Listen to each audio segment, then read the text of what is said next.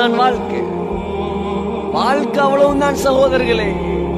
ஆடின ஆட்டம், ஓடின ஓட்டம், காட்டின கூத்து, கண்ணை மூடிவிட்டால் எல்லாம் முடிந்துவிடும்.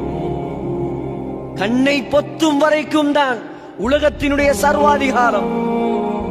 கண்ணை பொத்தும் வரைக்கும் தான் லட்சக்கணக்கான ஆடைகள்.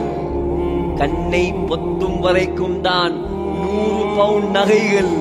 நான் சொன்னதை போல் கண்ணை பொத்தினால் ஒரு மஞ்சடி தங்கத்தை விட மாட்டார்கள் உன்னுடைய உடம்பில். அவ்வளவுதான் வாழ்க்கை. எனவே மௌத்தாக வந்தவர்கள் நாம், இருக்க வந்தவர்கள் அல்ல, நாம் இறக்க வந்தவர்கள். நாம் எதற்கு வந்தவர்கள்? இறக்க வந்தவர்கள். அதான் கவிஞர் சொல்கிறார், தஸவ்வத் மினத் துகா ஃபஇன்னக லா தத்ரி.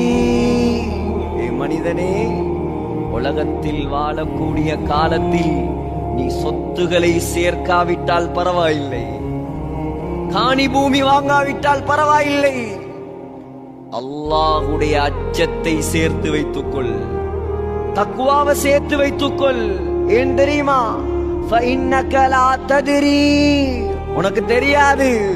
இதா ஜன்ன அலைக லைலுன், இரவை நீ அடைந்தால் ஹல் தஈஷு இலல் ஃபஜ்ரி, காலையில் உயிரோடு இருப்பாயா என்று உனக்கு தெரியாது.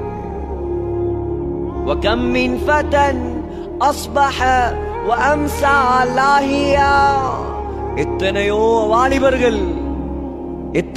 வாலிபர்கள் வீணாக தன்னுடைய வாழ்க்கையை கழித்துக் கொண்டிருக்கிறார்கள்.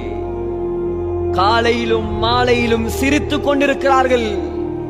பள்ளிவாசலுக்கு வருவது கிடையாது, தாய் தகப்பனுக்கு கட்டுப்படுவது கிடையாது, ஆசான்களுக்கு கட்டுப்படுவது கிடையாது. ஆனால் அவன் மறந்து விட்டான், அவனுடைய கஃனை அல்லாஹ் தயாரித்து வைத்திருக்கிறான். எத்துணை வாலிபர்களின் மரணங்களை நீங்கள் சமீபத்தில் கேள்விப்பட்டிருப்பீர்கள். பார்க்கிறோமா இல்லையா? ஒவ்வொரு நாளும் மௌத்து அதிகரிக்கிறது. கியாமத்